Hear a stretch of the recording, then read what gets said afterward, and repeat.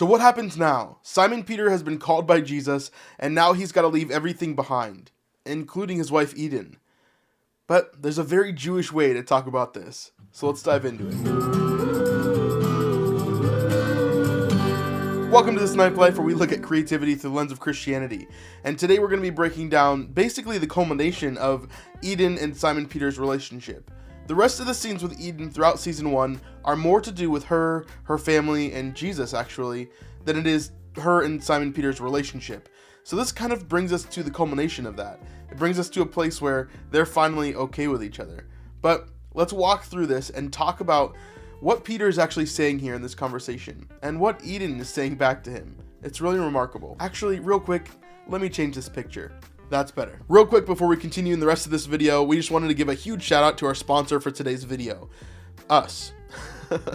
We just launched our first merch shop, and the link is in the top of the description below. From shirts to hoodies, hats, water bottles, and stickers, there's some amazing stuff in here, and I hope that you guys like it. Take a look around, see if there's anything you like. And if you want to order something, that would be amazing. It would be a really good way to support us. So first, let's go back a little bit and talk about the friction that we've seen in the past few episodes.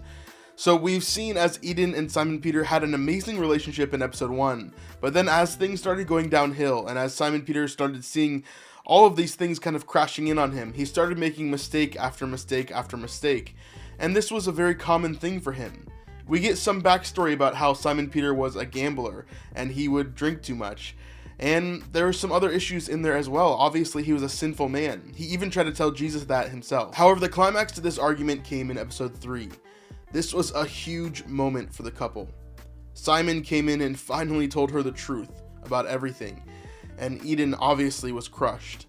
She had been lied to, betrayed in some senses, and now she had to worry about all this tax debt and everything else on top of that. So she was not doing too well. She ended up telling Simon Peter to leave the house and to not come back for the night, which he did, and he went fishing. Luckily, his brother and John and James and Zebedee showed up to help him through the night. It was a rough night for all of them. They didn't catch a single fish.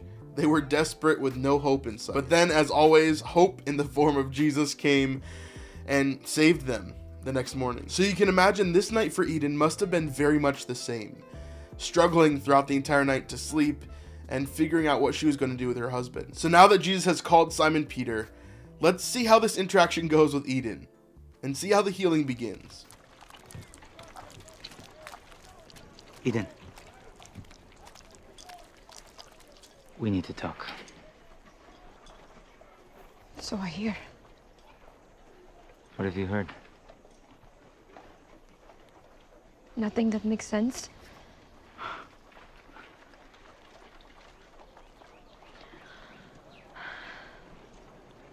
Last night you told me the truth. Let's continue with that.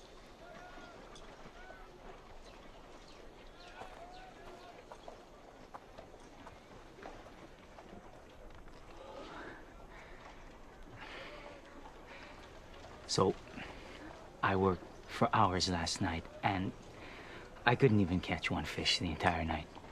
And then Andrew and the boys showed up. Thank you for that, by the way. And none of us could catch one fish the entire night. It was horrible. And this morning we finally gave up and we went to shore, but there was this teacher on shore.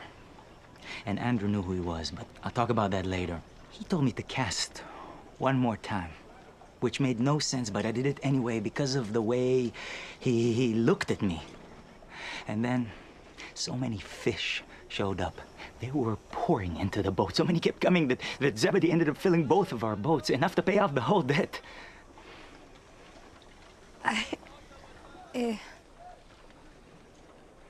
What? I know. Why don't you seem happy? Well, this is hard to explain. More than what you just told me. You know, it's like the story of Elijah and Elisha. Yes? Elisha was plowing with 12 yoke of oxen when Elijah the prophet just walked up and threw his cloak over him. A calling to follow him. And without delay, Elisha slaughtered the oxen, burned the plow, and left everything behind. Yes. The teacher, Andrew told me, but I didn't believe him at first. He's the Messiah. So here's where it gets really interesting for me. Simon Peter brings up Elijah and Elisha, two very important figures in the Old Testament. And remember, Jewish people would do this all the time. They would bring up old characters from the scriptures to basically explain specific things. And so here, Peter is doing the same. But really quick, let's take a second and look at this scripture just to see exactly what he's talking about here. So here we see in 1 Kings chapter 19 that God speaks directly to Elijah, telling him that Elisha is going to be his protege, is going to be the person that takes his place after Elijah. So directly after this, Elijah goes out to find Elisha, which he does. And Elisha is plowing the field with 12 yoke of oxen. Now, this is basically a farming group of oxen, right? That they're taking the plow through the field and making it ready to farm. So Elisha is here doing that, getting crops ready, just like many of the Jews would have done during the day. Now, as Elijah passed him, he put his cloak over Elisha. This was a symbol of him calling him to follow him. Without saying a word, Elisha knew exactly what Elijah was trying to say. He looked at Elijah and said, "Let me go back and say goodbye to my family, and then I will follow you." And then after this, Elisha goes and sacrifices the oxen, killing them, boiling them, and serving them to the people that are nearby. They ate, and then they left. So why is this verse important? Why is Simon Peter bringing it up here? Well, the writers of The Chosen have always done an amazing job kind of bringing things together. And Peter is in a very similar moment here. Jesus, who he has just recognized to be the Messiah, the Son of God, right, is here, and he's called Simon Peter to follow him. And so what does that mean for his family? What does that mean for his fishing career? What does that mean for his boat? What does that mean for everything in his life? Well, Simon Peter now has to make a choice. Does he kill the oxen and boil it and follow Jesus? Or does he continue doing what he was doing before? Now, Simon Peter quickly made that choice. As the Messiah comes and asks you to follow him, there's not very many options there. So here, he's trying to explain to Eden in the best way that he can think of how exactly he's feeling at the moment. And he uses this story to do so. Let's continue watching as she tries to figure out exactly what he's saying here. I know it sounds impossible, but I saw it with my own eyes. He made boatfuls of fish appear out of nowhere. And the words he spoke, the one John told Andrew was the Lamb of God who takes away the sin of the world, it was him. And then he called me to follow him. And Andrew, James, and John to go where he goes and to learn from him. And he said that I wouldn't be a fisherman anymore, but that I would catch people instead. I don't even know what that means, but I'm sure what I saw. He's the one we've been waiting for all our lives, and I want to quit fishing and leave the sea behind to go. I know it makes no sense, and I knew it would make you upset. All I can tell you is that this is... Upset. Oh, why would I be upset? Come here. Come here. Come here. This is the man I married. And you believe me? You couldn't make this up.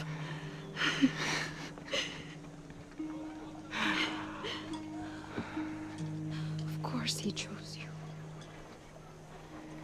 I don't know why he did. I tried to tell him I'm a sinful man. Everyone is sinful.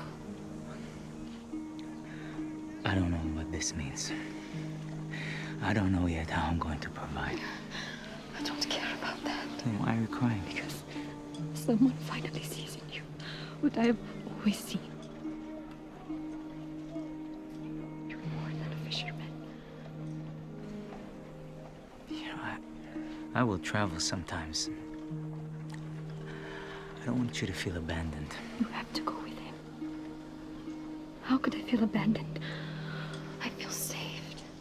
Eden, it's not gonna be easy. When have we ever had anything easy? It's not our people's way.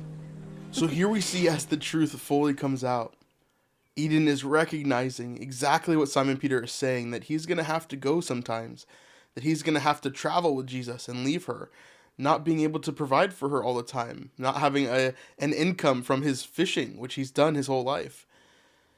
This is going to be different. It's going to be hard.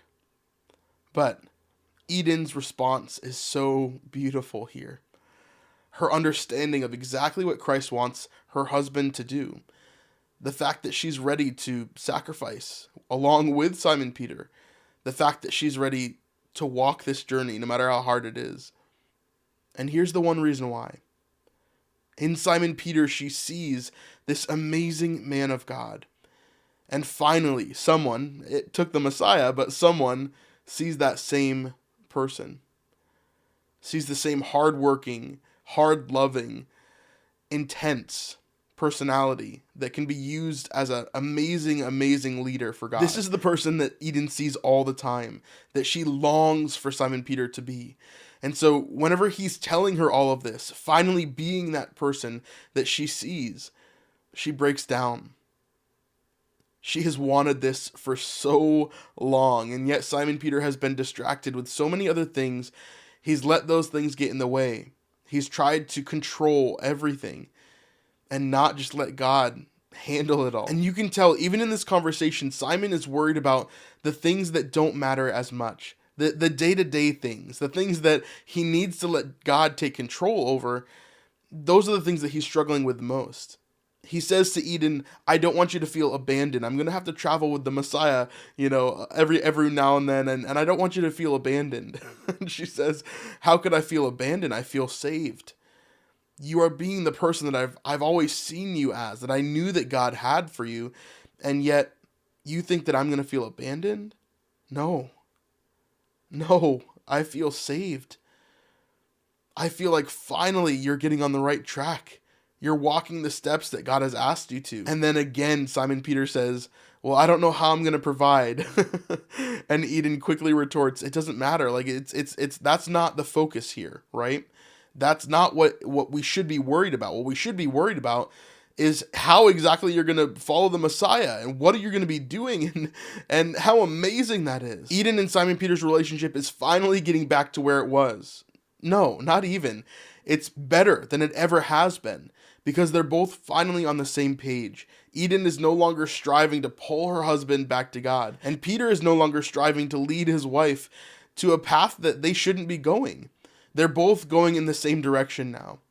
And it's not that they're perfect or that they'll do everything right from now on, but finally they have a better understanding of where it is that they're going and how God is leading them there. Just like Elisha and Elijah, there's this moment here for Simon Peter.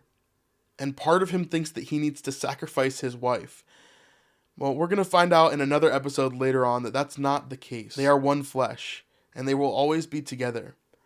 But there are things that he's going to have to sacrifice. And those sacrifices are not just his own, but also Eden's. So they're going to have to walk in that together and figure that out. And I think that this story is going to continue. It's not just going to stop here. I think in season 3, especially, we're going to see a lot more of Eden and this relationship. Because marriage isn't just easy because you follow Christ. There's still difficulties that are going to be there. Things that are going to come up. And we're going to see that. And I hope that we see some amazing growth through that as well. Just wanted to give one more shout out to all of our patrons and our channel members. You guys are amazing for supporting us and this ministry here that we're really doing. I hope that you guys learned something today. And if you haven't yet, check out our new merch store that we just launched. It's awesome. There's some really cool stuff in there. So just click the link and check it out. See if you like anything. I hope you like this video. And thanks for being part of our community. Really means a lot.